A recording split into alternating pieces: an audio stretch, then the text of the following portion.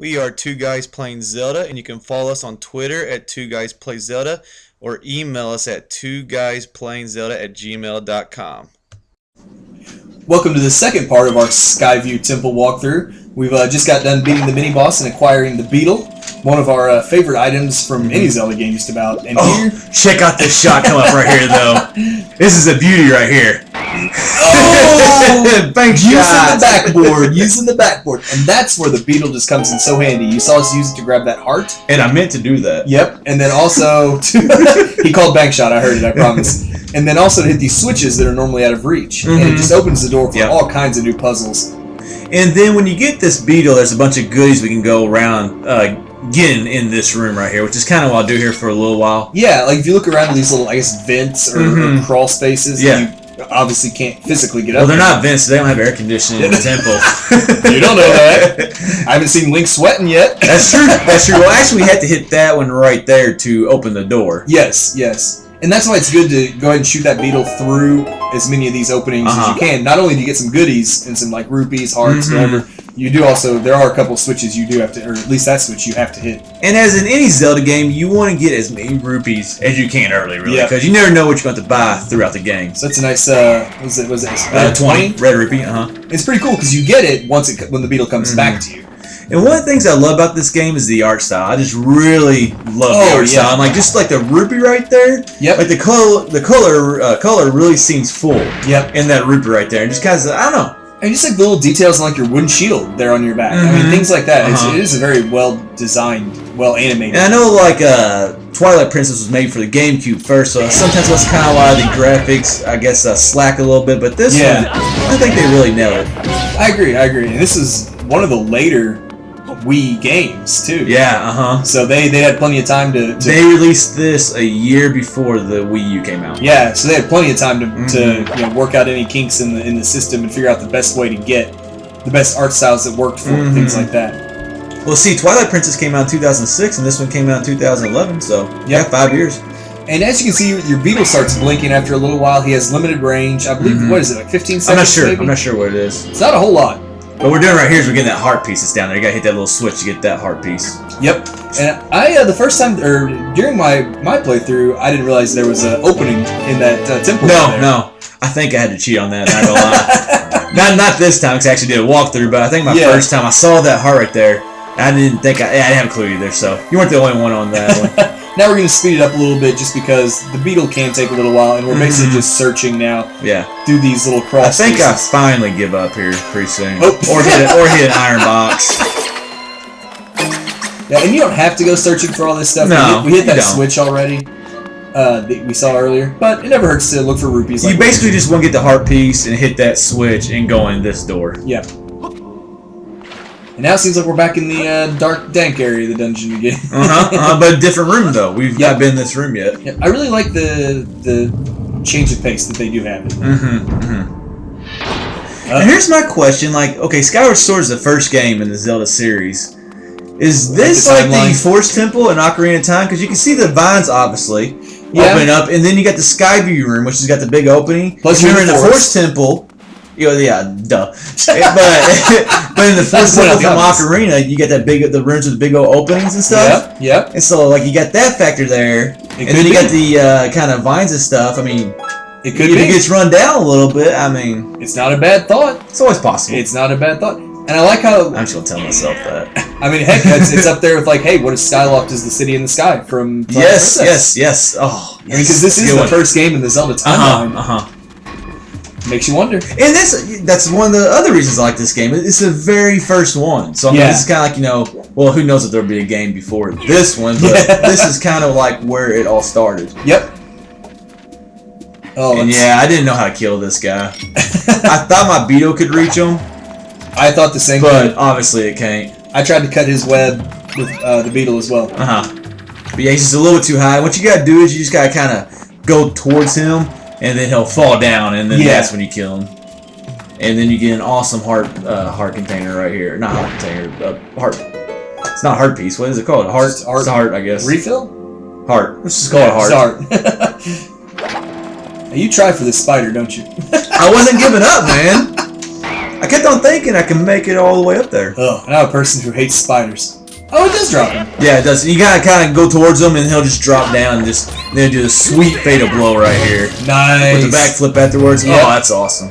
So much easier than when they're dangling. And then you'll want to get this box in the exact place that I put it, because you gotta be right in the middle. Because if you're just a little bit off, it won't work. Yeah, this is where we mentioned in part 1 of our walkthrough that you have to get all 3 eyes to see you at the same time. And the only way to do that is to climb on top of the box. So that top eye will pick you up. Yeah. And you got. I had a little bit of trouble getting on. I'm not gonna lie. I have a hard time climbing stuff in general in this game. It keeps wanting to push or grab. Well, I think on this I thought you had to hit A, but you don't have to hit just A. Keep running you towards just it. kind of keep running. So yeah, you gotta get in the middle right here. Yep. And face straight, and then you'll be okay. And again, awesome key again. Yeah. Nice treasure chest. Though. That's a fantastic treasure chest. Dinky little small key. But I'm with you. I did like the different treasure chest in this game. It makes it feel a little more momentous when you get one. They just changed a bunch of small things in this game that made it feel really different, in my opinion. Just change in art style. I would say it's more not cartoony, but more colorful. No. It's really its own style. Yeah. Compared to other Zelda games. Yep. Because you think about how kind of like dark and drab the colors in some of the other 3D Zelda games have been. And this was a much more colorful game. Yeah, it was. Yeah, I really wasn't a fan of Twilight Princess's color. There's a lot of things in Twilight Princess that were kind of annoying. There's some awesome things too. There are. It's a good game. But there's some things in Twilight Princess that I was not a huge fan of. The wolf parts. Mostly the wolf parts. Which we'll be commentating later on tonight. I need a few more adult beverages before that. But anywho, I did like how, like you mentioned, just little visual changes really spruce it up, brighten up the game a little bit, and just.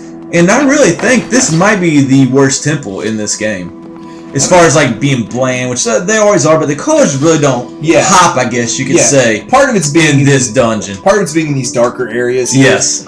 In the beginning and kind of in this area. But yeah, and then being in here, it's all brown and gray, brown and goldish, I guess. But yeah, some of the later dungeons have some great vibrant colors, and part of that's definitely like to the power of the Wii.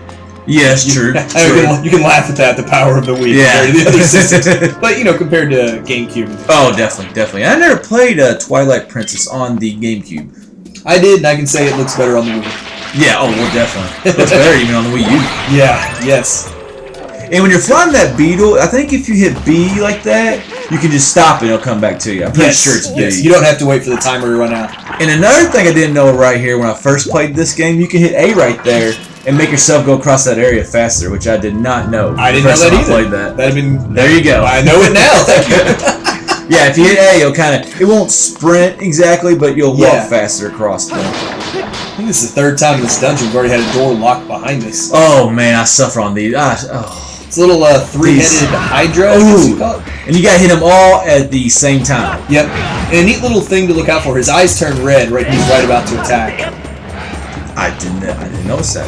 Yep. Man, we're both learning right now. But yeah, you have to get a swing when all three heads are pretty much lined up. Watch this sweet move. I think it's right here. I miss and I jump back. Oh! Nice. There we go. I missed. Yeah. That's a good dodge. Yeah, no, I agree. It is really neat though, because like his heads will line up in the direction you have to swing your sword to actually kill him. Man, he does have. I could not get this one, and I knew what to do. I just could not. And you'll actually see when I do it. I think right here, I get lucky. Oh, there you go. I get lucky. Yeah, on my second swing. So yeah, that's it. Well.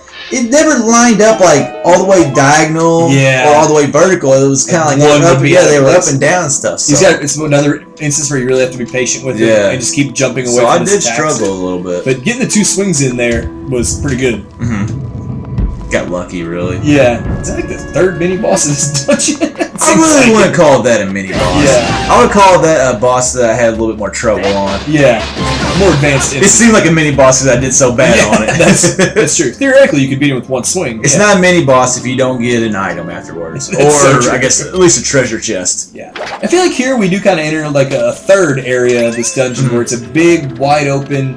Kind of, well, it doesn't look wide open right now, but the big room is open. And this kind of feels more different than our first two parts, where we had the kind of darkish bluish area, then the bright sun. Yeah, it's kind of like almost like like you said, like a third part that in my opinion, felt different. It stands out a little bit. It really does. And it's basically one big room that we're kind of working our way around using jumps, using vines. You're going to see us shoot down later.